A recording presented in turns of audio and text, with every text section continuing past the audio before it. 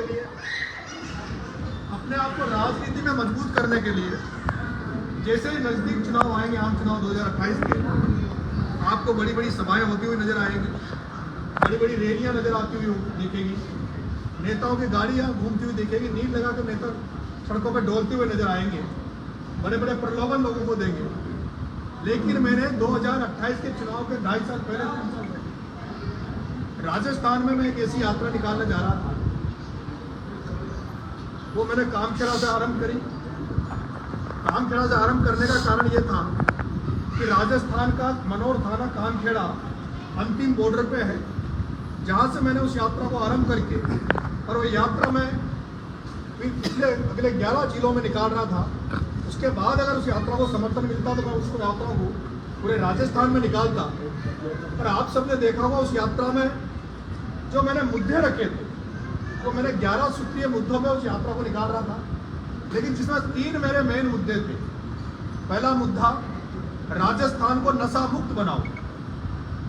राजस्थान को नशा मुक्त बनाओ मतलब मेरा ये था, आज आपके गांव के आसपास जहां भी आप देख रहे होंगे, नशे का इस तरह से प्रचलन बढ़ गया है। इसमें में गांजा में, चरस में घर के घर बर्बाद हो रहे हैं, परिवार के परिवार बर्बाद होते जा रहे हैं। और नशा जो लड़के जो नशा कर रहे हैं, वो केवल अपने घर और परिवार को बर्बाद नहीं कर रहे, वो नशा करने वाले लोग अपने परिवार को तो बर्बाद कर ही रहे हैं, वो अपने गाँव को और अपने आसपास के वातावरण को गंदा करते हैं। जब वो नशा की पूर्ति करने के लिए जब उनके पास पैसे की कमी आ जाती है, उसके बाद वो चोरी डकैतियाँ इलाके में करते हैं। तो एक पंजाब में इसी तरह से कुछ समय पहले पंजाब में इसी तरह से नशा फैल गया था। और आज पंजाब में जब वो नशा सरकार से काबू नहीं आया, तो गाँव में कमेटियाँ बनी, सामाजिक संगठन आगे आ गए, और वहाँ के गाँव के जो पंच पटेल है वो आगे आकर गाँव में ऐसी कमेटियाँ बना रहे हैं। और कमेटियाँ तय कर रही है कि गाँव में कोई भी व्यक्ति नशा बेचता, कोई स्मोक का धंधा कर रहा है, कोई गांजा भांग जो इस तरह के नशा का जो है कारोबार, उसको अगर कोई बेच रहा है तो उसकी कोई गांव में जमानत नहीं कराएगा, कोई वकील उसके लिए खड़ा नहीं होगा। और धीरे धीरे पंजाब में इसका असर भी होने लगा है और वहाँ नशा कम होने लगा है। इसी तरह से आप जब जोधपुर संभाग में जाओगे, जालौर और पाली में जाओगे, तो वहाँ एक प्रचलन है। वहाँ जब किसी गाँव में किसी की डेथ हो जाती है बुजुर्ग की, या कोई मर जाता है, तो उसकी डेथ में जैसे अपने 12वां करते हैं, आजकल तो 12वां भी अपने कम कर दिया, लेकिन वहाँ जो 12वां होता है, 12वां में वहाँ अफीम परोसी जाती है। जो लोगों को जो मेहमान आते हैं उनको अफीम खिलाई जाती है, शादी ब्याह में अफीम खिलाई जाती है। लेकिन वहाँ भी वहाँ की जनता ने, वहाँ के जागरूक लोगों ने अब इस तरह की वहाँ जागरूकता ला रहे हैं कि वहाँ धीरे धीरे वहाँ से भी अफीम का नशा कम होता जा रहा है। उसी तरह से मेरा दूसरा मुद्दा था भ्रष्टाचार। आज भ्रष्टाचार ऐसा हो गया कि थाने में जाओ, तहसील में जाओ, किसी भी डिपार्टमेंट में जाओ, बिना पैसे दिए, बिना रिश्वत दिए कोई काम नहीं होता। दूसरा, जब हम लोग सरकारी सिस्टम, सरकारी दफ्तरों से हमें आशा खत्म हो जाती है, उम्मीद खत्म हो जाती है, हमें थाने में न्याय नहीं मिलता, तहसील में न्याय नहीं मिलता। पे भरने के लिए राजनीति को पैसा कमाने का धंधा बना लिया, राजनीति को केवल उद्योग बना लिया, किस तरह से अपने घर परिवार को मजबूत करें। और जो हालात, आप यहाँ से जयपुर जाओ, आप यहाँ बाबा रामदेवरा के दर्शन करने जाते होंगे, आप बाकी मेहंदीपुर बालाजी जाते होंगे, सालासर जाते होंगे, जैसे आप टोंक को क्रॉस करके, अजमेर को क्रॉस करके आप पूरे राजस्थान में जाओ, आप वहाँ के बसों में बैठो, ट्रेनों में बैठो, उधर सफर करो, आपको लोग अच्छे कपड़े पहनते हुए, अच्छे चेहरे नजर आएंगे, कुशल नजर आएंगे।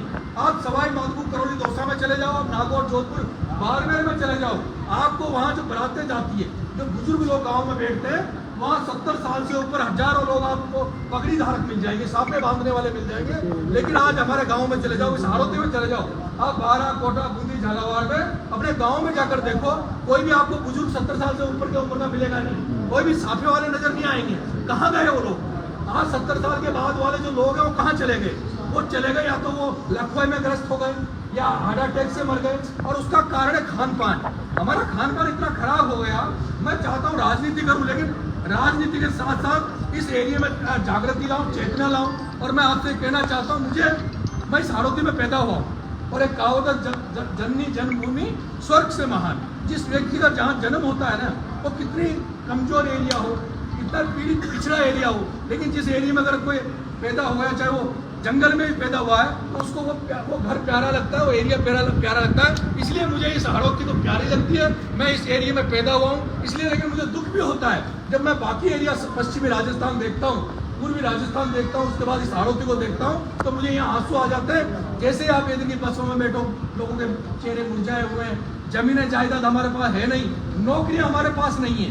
हर गांव में या तो 10 लोग नौकरी मिलेंगे, 15 लोग, और नौकरी क्या मिलेगी, या तो मास्टर मिलेंगे, या पटवारी मिलेंगे, या कोई सिपाही मिलेगा, छोटी छोटी नौकरियां हैं। आप आज आपके थानों में चले जाओ, थानों में कौन बीट का कांस्टेबल है, कौन थाने में मेन इंचार्ज बना रखा, वो आगे या तो जोधपुर का मिलेगा, या बांसवाड़ा का मिलेगा, सवाई माधोपुर का मिलेगा। यहाँ के लोकल सिपाही भी आपको थाना में मजबूत स्थिति में नहीं मिलेंगे, यहाँ के पटवारी भी मजबूत स्थिति में नहीं मिलेंगे। और अगर यहाँ के लोकल कर्मचारी अधिकारियों को अगर थानों में अच्छी पोस्टिंग दी जाए, तहसीलों में अच्छी पोस्टिंग दी जाए, तो उनमें मानवता रहेगी, वो हमारे कहीं में रिश्ते में लगेंगे, तो वो उस तरह से भ्रष्टाचार नहीं करेंगे, पैसा कमाना उनका मकसद नहीं होगा, हमारे लोगों की मदद करेंगे। लेकिन जोधपुर बाड़मेर सवाई वो जो दूर से लोग आके यहाँ कर्मचारी जो थाने में लग गए, इनको बीट कांस्टेबल बना दिया, या जिनको थाने में पैसा कमाने के अलावा उनका कोई मकसद नहीं है। बहुत सारी चीजें उनको लेकर मैं लड़ाई लड़ना चाह रहा था। इन्हीं मुद्दों को लेकर मैंने जब यात्रा निकाली, मेरी यात्रा बड़ी सफल चल रही थी, आप सबने देखा हुआ किस तरह से उसमें जन समर्थन उमड़ रहा था। और समरावता कांड जो मैं देवरी उलियारा चुनाव लड़ा, उसके बाद जो समरावता का घटनाक्रम हुआ, वो घटनाक्रम ऐसा था जिसमें नरेश मीणा को BBC लंदन में खबर चली थी, पूरा देश जानने लग गया था कि नरेश मीणा कोई राजस्थान में कोई चेहरा है जिस तरह का मेरी पॉपुलरिटी बढ़ी थी, जिस तरह मुझे जन समर्थन मिला था।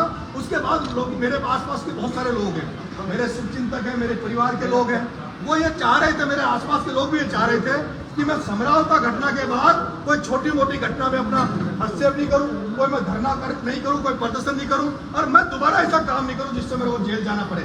लेकिन मैं आप सभी लोग सोशल मीडिया से आप सब सुन रहे हैं, मेरे लिए, नरेश मीणा के लिए समरावता से 1000 गुना दुर्घटना ये यहाँ का कांड था। समरावता कोई कांड नहीं था, समरावता एक बहिष्कार हुआ था, एक छोटा सा मामला था जहाँ पुलिस का हमारा टकराव हुआ, जहाँ वो टकराव इस तरह का बढ़ा कि गाड़ियां जल गई। लेकिन ये जो घटना यहाँ मनोर थाना में हुई है, अगर ये घटना मनोर थाना की जगह अगर नागौर में हनुमान बेनीवाल के क्षेत्र में होती, यही घटना अगर महुआ टोडा भी में होती, तो आज उनको 1-1 करोड़ रुपए मिलते और पूरे राजस्थान के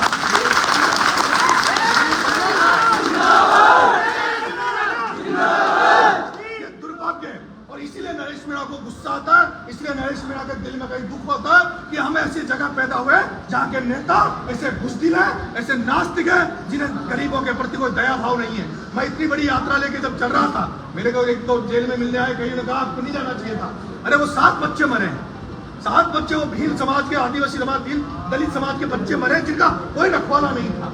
आज उनको मेरा एक साथी पत्रकार था महेंद्र यादव, उसको मेरे को बाद में दिखाया गया कि वो जो बच्चे मरे हैं, वो बच्चे उन्हीं घरों में बकरियां बंधी हुई हैं, उसी घर में वो बिस्तर लगा के पढ़ाई करते हैं।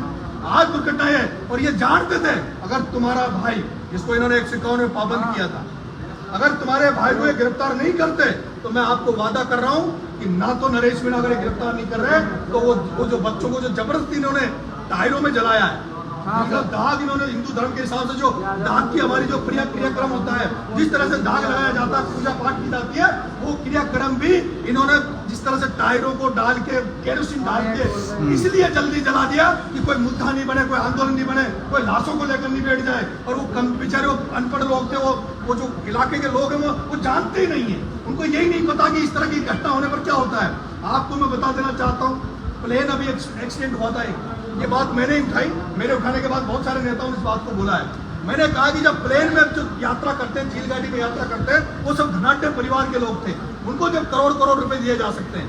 जब आप सांप्रदायिक दंगे में, जहाँ हिंदू मुसलमानों में कहीं दंगा हो जाए, आपसी जातियों में दंगा हो जाए, वहां जब आपने 50-50 लाख रुपए दिए, तो ये भ्रष्टाचार की वजह से मरे, ये उस एरिया में मरे जहाँ की 2 बार राजस्थान की मुख्यमंत्री वसुंधरा राजे जी रही, 89 से 10 बार सांसदियां बनी, उनके क्षेत्र में रहते हुए अगर बच्चों की डेथ हो गई और उनको केवल 10 लाख रुपए, 10 लाख रुपए ST/SC के, जब कहीं भी किसी तरह की घटना हो जाती है, किसी रेप या कोई भी झगड़ा हो जाता है, मृत्यु हो जाती है, उसमें एट्रोसिटी में जो 10 लाख रुपए मिलते हैं, वो उन बच्चों को 10 लाख रुपए दिए। 10 लाख रुपए में तो कुछ नहीं होता। मैंने, हमारे 2 बच्चे एक बार लाइट से बिजली से एक्सपायर हो गए थे यहाँ पे नाहरगढ़ में, किशनगंज में।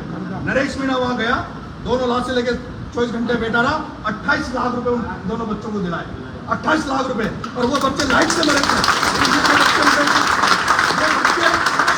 खराबी से मिले थे ये बच्चे। क्योंकि मुझे इसलिए दुख था, क्योंकि मैं जब छबड़ा चुनाव लड़ा, तो छबड़ा में मैंने हर गांव में इस तरह के हालात देखे वहाँ ना तो स्कूल है, और जो स्कूल है ना मास्टर है, और जहाँ मास्टर है तो वहाँ शिक्षा ही नहीं है। और आज मुझे साथियों, आप सब पढ़े लिखे लोगों को सोशल मीडिया पे सुन रहे हो, मुझे एक बात का बहुत दुख होता है।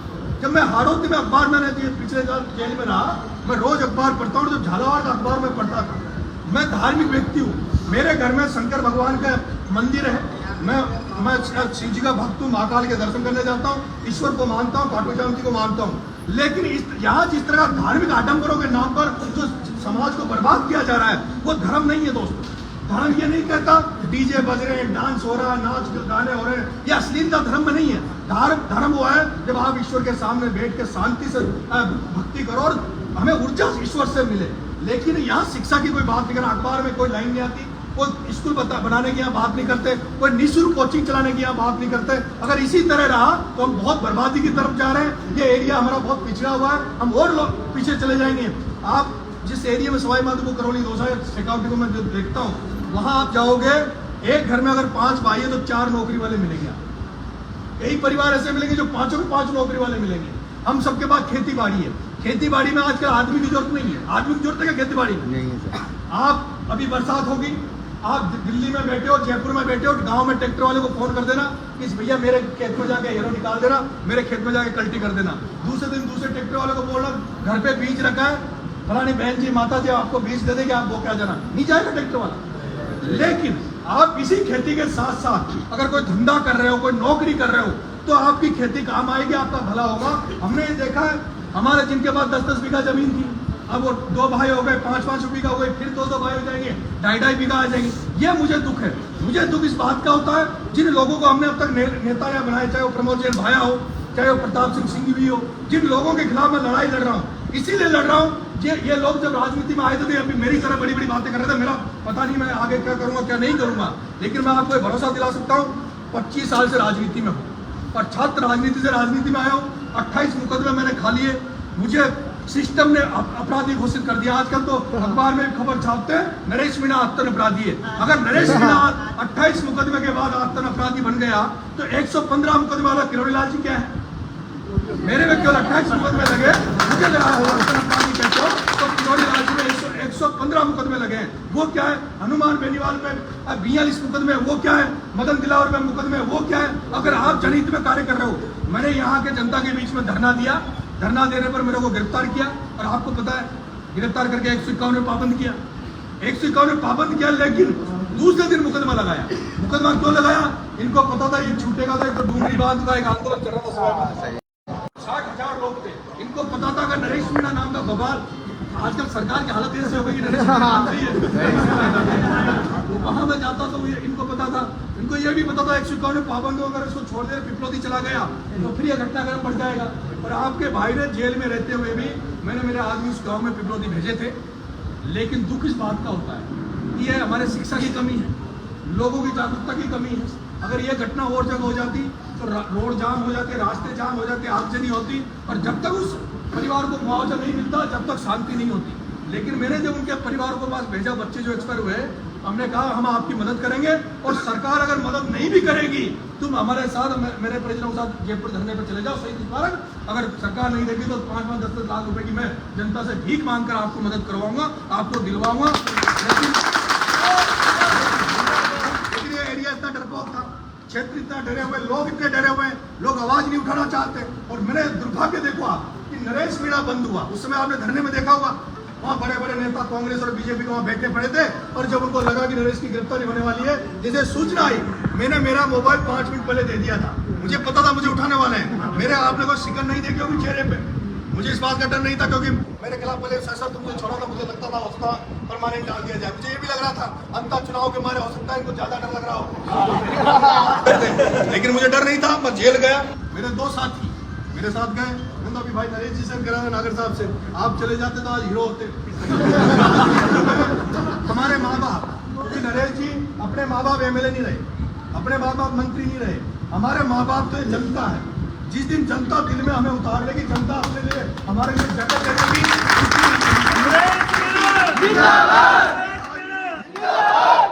राजनीति तो जिस तरह के हालात हो गए नरेश जी, मैंने देखा है जैसे चुनाव का टिकट आता है तो 10-10 करोड़ 15-15 करोड़ रुपए वालों को टिकट मिलते हैं। अपन को जिसने बनाएगी जनता बनाएगी, इस जनता के लिए लड़ते रहो, जब तक लड़ते रहो जब तक जनता अपने दिल में जगह नहीं दे देती।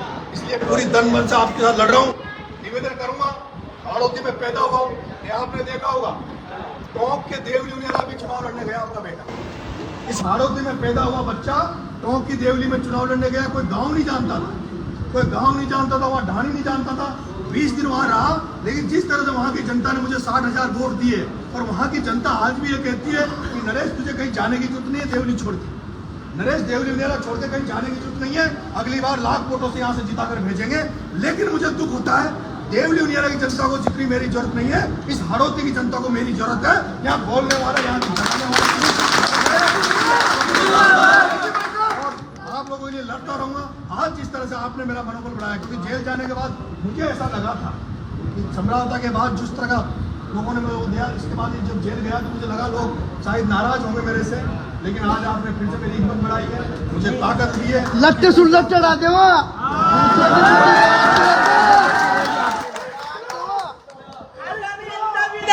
अगर चुनाव होता है काट देवो, अल्लाह सब बचा देवो।